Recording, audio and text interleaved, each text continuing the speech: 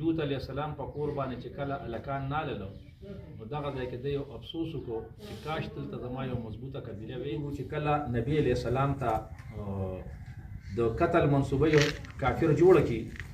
نو په آخره کې هغوی دا وایي چې زه د قبیلې نه به مونږ شام ته څنګه ځول پکار دی. اسلامي حکم دا دی چې نبي علیه السلام وایي چې تاسو خپل اصل نسل مه ګډوډوئ. عرب خان د دې پښتنو د تاریخ د اهمیت یا اسلامي لحاظ سره یا ثقافتي لحاظ سره یا د کومې زمانې نه چې دا کوم را روان دي دا سیستمونه نو تا ته د دې په باره کې څه معلومات شته دی؟ بسم الله الرحمن الرحیم. دا خو تا ډېر اهم سوال وکړو. د قبیلو په باره کې خو اسلامي اهمیت هم دا دی چې او د دې نه ځان خبرول پکار دي چې لوط علیه السلام په کور باندې چې کله هلکان ناللو نو دغه ځای کې دی یو افسوس وکړو چې کاش دلته زما یو مضبوطه قبیله وي چې زما حفاظت یې کړی وی او زما ملګرتیا یې کړې وي یا یو مضبوطه ډله وي ما سره. د خاندان او د قبیلې اواز دغه ځای کې دوم ارمان دا وکړه چې نن که زما یو مضبوطه قبیله وي دا ګوره یو درانه الفاظ دي او د غور الفاظ دي. دې چې کوم نن قوم سبا ته تللی دا د ابراهیم علیه السلام د خاندان او په چې ابراهیم علیه السلام په ځان له خپله علاقه کې او دې قوم سبا ته تللی نو دې ورته کمزوری و نو د دغه ځای کې ووي چې که نن زما یو مضبوطو خاندان دلته کې وی نو دا خلک به زما په کور نه ورانه. د هغې په مقابله کې چې موږ وګورو چې کله نبي علیه السلام ته د قتل منصوبه یو کافر جوړه کړي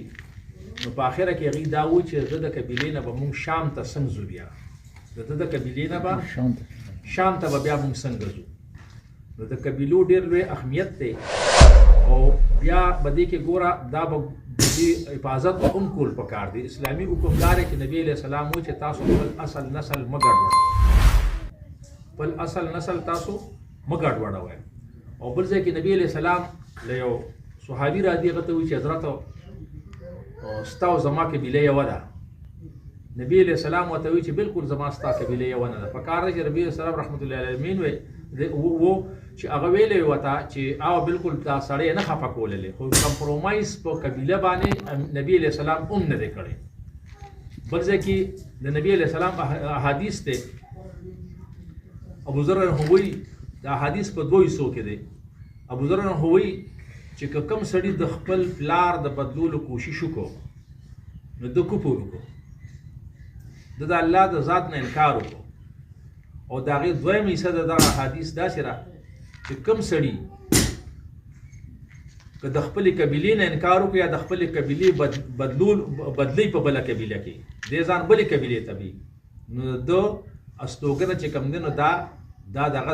دا جهنم دی. دا استوګنه د ټکانه دا جهنم دی. دا د نبي علیه السلام احادیث دی ابو ذر دا نقل کړی دی. بیا د هغې نه پس که تاسو وګورئ نبي علیه السلام که چېرې د اسلام د مضبوطیا دپاره سوال کړی دی د امورین مبارکې یې کړی دی یا دی کې یو مسلمان کې یا دواړه مسلمانان کې ابو جهل هم و او د تمرو هغې نه پس هغه چې کوم نه د حضرت عمر بن خطاب په قسمت کې اسلام و او د ابو جهل نو دا دواړه د هغه د خاندان خلک دی او د هغه نږدې ټبردار